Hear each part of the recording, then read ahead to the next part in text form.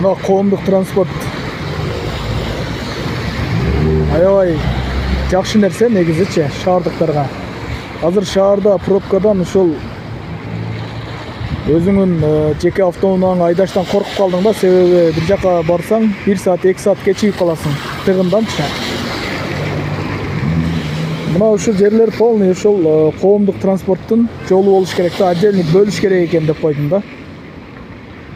Анын коомдук транспорттун жолуна жеке транспорттор такыр каттаганга мүмкүн эмес деп мындай запрещен кылып койсо, ошондо шаар тургундары бардыгы эле ушул коомдук транспорт менен жүрүп калат эле деген ой келип атат да. Азыр мына жолдун четине бүт эле стоянка кылып коюп алышкан. Коомдук транспорт ортого чыгып чекеге токтой албайт. Коомдук транспорттун жолун бөлүш керек да. Мен жеке пикиримдечи. Кандай дейсиздер? Мына мисалы, мына бүт эле